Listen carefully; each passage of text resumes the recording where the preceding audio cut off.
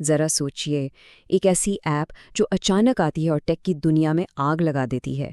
हर कोई बस उसी की बात कर रहा है। और पता है ख़ास बात क्या थी? ये ऐप पूरी की पूरी एआई ने बनाई थी। अब ये सोचिए कि वही ऐप रातों रात एक डिजिटल टाइम बॉम्ब बन जाती है।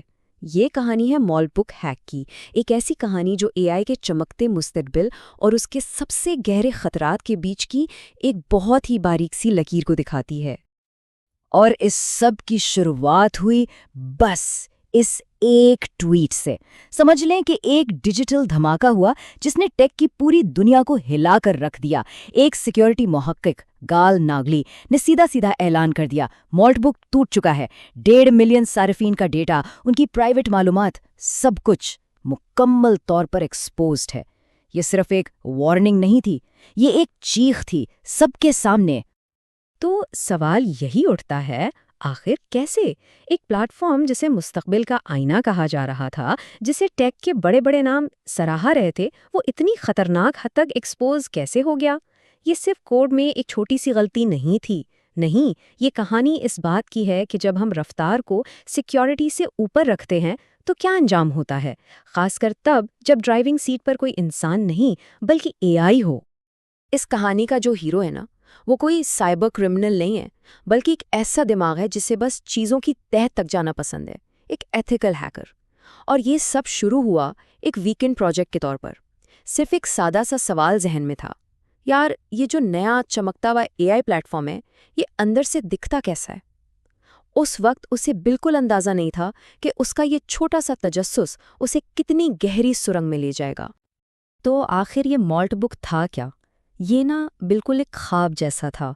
सोचिए, पहला एआई फेसबुक, एक ऐसी डिजिटल दुनिया जहाँ एआई एजेंट्स खुद सोचते थे, एक दूसरे से बात करते थे, शायद दोस्त भी बनाते थे।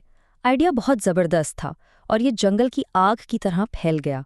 लेकिन कहते हैं ना, जहाँ रोशनी होती है वहाँ साए भी ज़रूर होते हैं, और इस प्लेटफॉर्म की चमक ने ही गाल नागली की नज़र को अपनी तरफ खींच लिया। नेगली ने बिल्कुल एक प्रोफेशनल की तरह काम शुरू किया।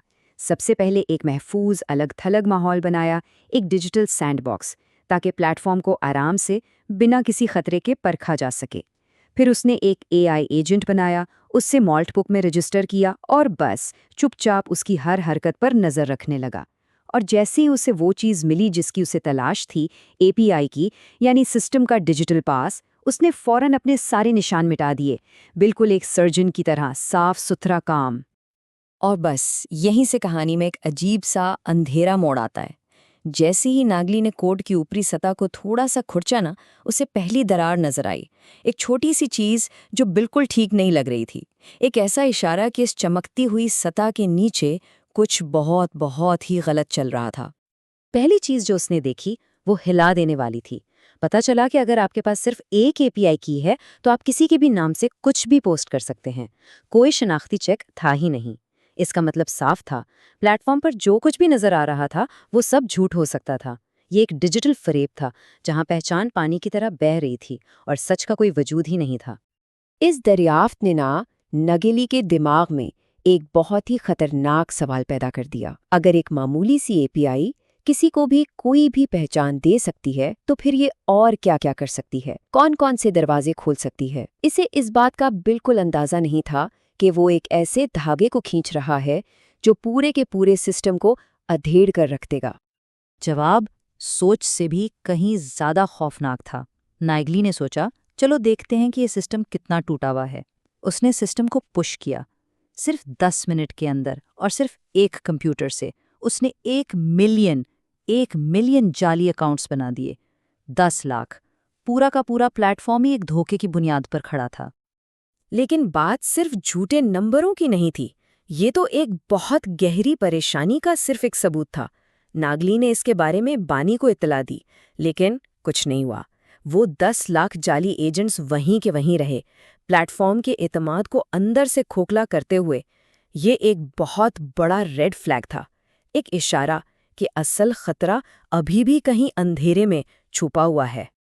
और अब हम पहुंचते हैं कहानी के असल मरकज़ पर, क्लाइमैक्स। वो लम्हा जब एक छोटी सी दरार एक बहुत बड़े दरवाजे में बदल जाती है। वो लम्हा जब नागली को वो चीज़ मिल जाती है जिसकी हर हैकर को तलाश रहती है, पूरी सल्तनत की चाबियां। तो ये हुआ कैसे? हैरत अंगेज हद तक आसानी से। जरा सोचिए, आप एक दरवाजे पर दस्तक देते हैं, अंदर से जवाब आता है नहीं, और आप बस उस नहीं को मिटाकर हाँ लिख देते हैं और सीधा अंदर चले जाते हैं। नागली ने बिल्कुल बिल्कुल यही किया। उसने सिस्टम के फॉल्स रिस्पॉन्स को ट्रू में बदला और बस अचानक उसे प्लेटफॉर्म के दिमाग तक, उसके मरकजी डेटाबेस तक सीधी रसाई मिल गई। आखिर ये सब मुमकिन कैसे हुआ?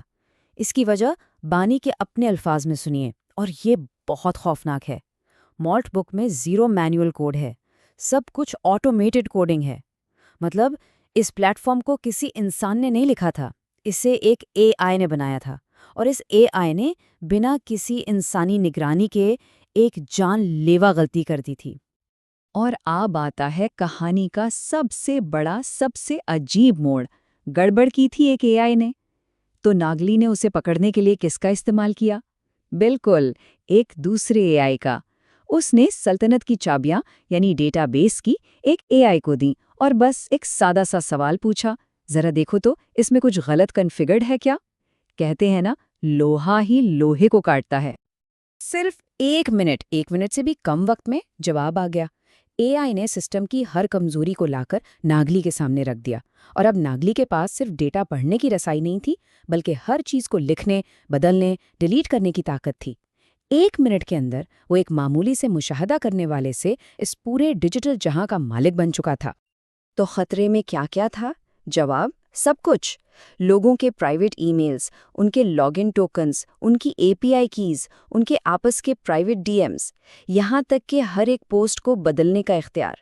ये सिर्फ डेटा ब्रीच नहीं था, ये लोगों की डिजिटल जिंदगियां थीं, उनकी पूरी पहचान थी, जो अब पूरी तरह से खुली किताब बन चुकी थी। और यहाँ सामने आती है तल्ख हकीकत। जहाँ 1.5 मिलियन सार्फिन का दावा था, वहाँ असल में सिर्फ 17,000 असली इंसान थे। बाकी सब धुआं और आईने, सिर्फ एक दिखावा। और इन 17,000 असली लोगों में से 7,000 के प्राइवेट ईमेल्स अब एक हैकर के पास थे। ये एक ऐसे भूतिया शहर जैसा था जिसके बीचों बीच कुछ असली बेचारे लोग फंसे हुए थे। जैसे ही नागली का ट्वीट आग की तरह फैला, पर्दे के पीछे एक तूफान आ गया। एक भाग दौड़ शुरू हो गई वक्त के खिलाफ, इस डूबते हुए जहाज को बचाने के लिए। ये कहानी का अगला बाब है, रात 3 बजे का फिक्स। ये टाइमलाइन इस रात की बेचैनी और अफरा तफरी को दिखाती है। देखिए, रात 11:15 बजे बानी ने राब्ता किया। 12:30 बजे दावा किया कि मसला हल हो गया, लेकिन ऐसा नहीं था। 1 बजे एक और कोशिश, वो भी नाकाम। खतरा हर गुजरते मिनट के साथ बढ़ रहा था। 2 बजे तक रेड एक्सिस के मसले कुछ हद तक काबू में आए, और फिर आखिरकार सुबह 3 बजे, जब सारी दुनिया सो रही थी, इस आग पर काबू पाया जा सका। तो जब ये सारा तूफान थमा, धूल बैठी, तो एक बहुत बड़ा सवाल पीछे रह गया। हमने इस सबसे सीखा क्या? क्योंकि ये सिर्फ एक प्लेटफॉर्म के हैक होने की कहानी नहीं, ये आने वाले वक्त की एक झलक है। एक ऐसा मुस्तकबिल जिसे अब लोग वाइब कोडेड फ्यूचर का नाम दे रहे हैं। तो ये वाइब कोडिंग आखिर है क्या चीज़? इसे ऐसे समझे कि आप एक घर बना रहे हैं। आप चाहते हैं कि वो दिखने में बहुत अच्छा हो और बहुत जल्दी बन जाए, इसलिए आप उसकी बुनियादों पर, उसकी फाउंडेशंस पर ज़्यादा तवज्जो नहीं देते, अब बस वाइब पर काम करते हैं। बिल्कुल यही चीज़ आजकल एआई से बनाए गए कोड के साथ हो रही है। रफ्तार और स्टाइल को मजबूती और सिक्योरिटी पर फोकस दी जा रही है, और मोल्ड बुक इसी सोच का नतीजा था। तो इस नए तेज़ रफ्तार दुनिया में खुद को महफूज कैसे रखा जाए? कुछ सादा उसूल हैं। पहला, हर नई चमकती हुई चीज़ पर फौरन यकीन ना करें, थोड़ा शक करें। अपने मरकजी ईमेल या सोशल अकाउंट्स को किसी ऐसी सर्विस से कभी लिंक ना करें जिस पर 100% भरोसा ना हो। और सबसे ज़रूरी बात, हमेशा ये फ़र्ज़ करके चलें कि आप इंटरनेट पर जो कुछ भी डाल रहे हैं वो एक दिन कॉम्प्रोमाइज़ हो सकता है। एहतियात बहुत ज़रूरी है। और ये सारी कहानी हमें एक आखिरी, बहुत परेशान करने वाले सवाल पर लाकर खड़ा कर देती है। जिस तेज़ी से एआई हमारी डिजिटल दुनिया को बना रहा है, इस रफ्तार पर कोड को चेक कौन कर रहा है? जब मशीन ही मशीन को बना रही है, तो फिर इंसान का किरदार क्या बचता है? मोल्ट बुक तो सिर्फ एक वार्निंग थी, एक ट्रेलर। अगली बार दाव पर शायद इससे कहीं ज़्यादा लगा हो।